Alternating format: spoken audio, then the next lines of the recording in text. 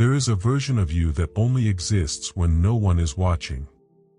Not the version you perform for your friends, your colleagues, or your family, but the one that surfaces when the room goes quiet and you stop managing how you're perceived.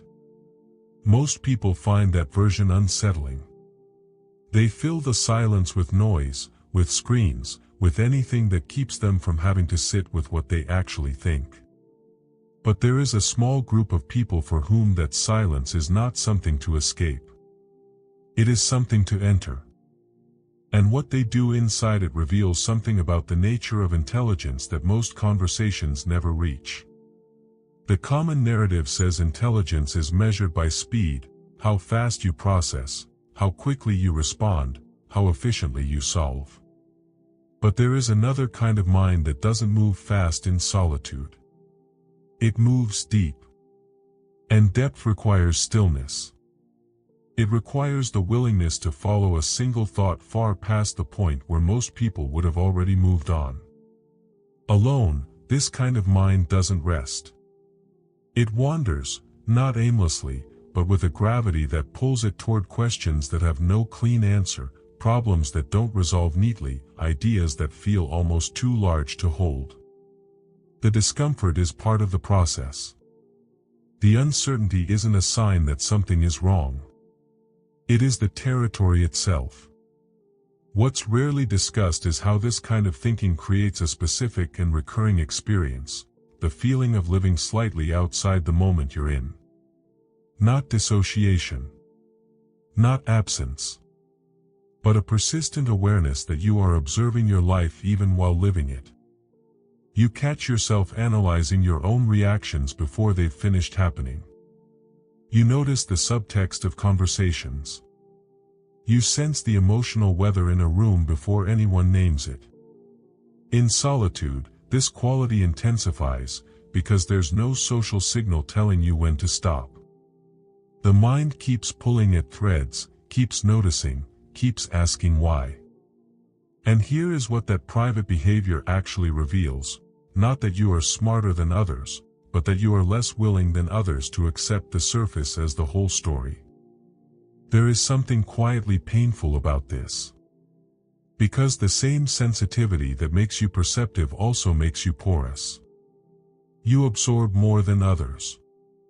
You carry more than most people realize is even there to carry.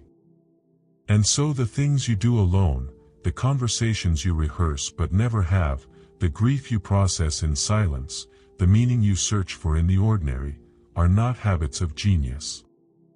They are the interior life of someone whose mind never fully clocks out. Here is where the story shifts entirely. What we call rare intelligence is often misidentified.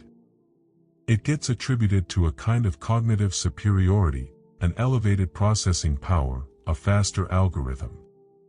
But the behaviors that occur in true solitude suggest something different. They suggest not a mind that has more answers than others, but a mind that is haunted by more questions. The rarest form of intelligence may not be the ability to know, it may be the capacity to tolerate not knowing, and to keep thinking anyway. To sit with ambiguity without demanding resolution. To let a question live inside you for months or years, without forcing it into a comfortable conclusion. This is where aloneness becomes something more than preference. It becomes necessity. The mind that thinks this way cannot fully perform its deepest work in public. Not because it is shy, not because it is antisocial, but because the presence of others activates a different mode, a social mode, a performing mode, and that mode, however natural, compresses the very thinking that needs space to unfold. Solitude is not isolation. It is the condition under which the most honest version of thought becomes possible. What you do in those private hours, the problems you return to without being asked, the ideas you turn over like stones looking for what's underneath, the emotional truths you sit with long after others have moved on, these are not quirks. They are the signature of a mind that takes reality seriously. Not the reality that is agreed upon in public, but the reality that remains when all agreement is removed. And yet, here is the part that almost never gets said. That same mind, so capable of depth in solitude, often struggles to feel genuinely known by others. Not because it is unknowable, but because the most honest parts of it live in spaces where language runs thin. The insights arrived at alone rarely translate cleanly into conversation. There is a loneliness inside rare intelligence that has nothing to do with being surrounded by the wrong people. It has to do with the gap between what you experience internally and what the world has adequate words to hold. The things you do alone are not proof of your superiority. They are proof of your depth, and depth, unlike speed, has a cost. It costs you the comfort of easy certainty. It costs you the relief of simple answers. What it gives you in return is harder to name. A relationship with reality that is slightly more honest, slightly more uncomfortable, and occasionally more alive than anything that happens in the noise. If any part of this felt uncomfortably familiar, if you recognized something in these words that you've never quite been able to say out loud, then what you're searching for probably isn't a list of habits. It's a conversation that actually reaches the depth where you live. That's what this channel exists for.